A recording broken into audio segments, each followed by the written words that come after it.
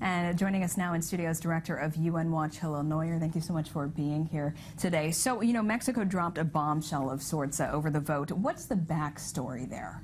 Well, I think it's interesting that for the first time there was world outrage that we've never seen before, primarily from Israel, all parties in Israel, and Jewish communities worldwide. And in Mexico, the Jewish community was very outspoken. They felt that the president, the government had promised them that they would vote differently, that they would not vote for this inflammatory, outrageous resolution, and then they did.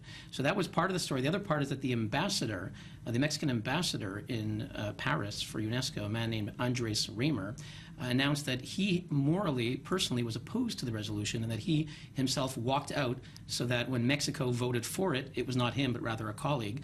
That created its own scandal. Yeah. He leaked an email saying that, of Mexico ordering him to make the vote. So there's a whole sort of small scandal about him. He's now been fired. Oh, he has been fired because there were reports earlier that he may be fired, but he has been fired. This morning, Mexico announced two things. They announced, number one, that they were going to change their vote in the second reading that's being held right now. They're going to change their vote, and secondly, that his term has come to an end. Wow. He just began a month ago. Wow. So they're changing their vote in this reading now. Will other countries follow suit, do you think? We may see a few, but I doubt it, unless there was some special pressure put on in the last few days, and I don't think we saw it. I think there's a lesson here.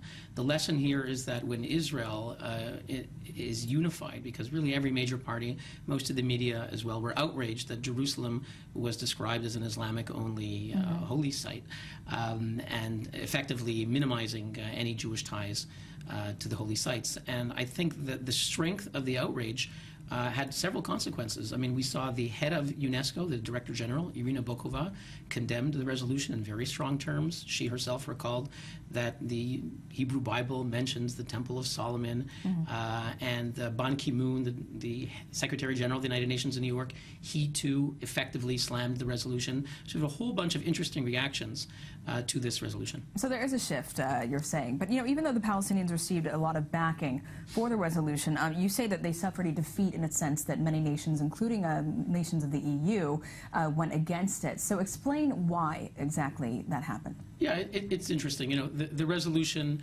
was an outrage, and in that sense, it was a victory for terrorism, because in the past year, Jews have been attacked mercilessly in hundreds of attacks in Jerusalem by Palestinians, incited by Fatah and Hamas. So this kind of resolution only serves to reinforce the extremists and indeed the terrorists. So I'd say the resolution was a defeat. But politically, if you look at the votes, as you indicated, we had many significant vote changes. India, for the first time, abstained on a resolution dealing with Israel. There was a technical vote about a year or two ago, but this is the first time substantively that India abstained. That's a huge shift. India has 200 million Muslims. France normally is a leader of the anti-Israel group at UNESCO. This time they abstained. We saw Argentina, which now has a pro-Israel president. This is the first action that I'm aware of where we actually saw action by this new pro-Israel president.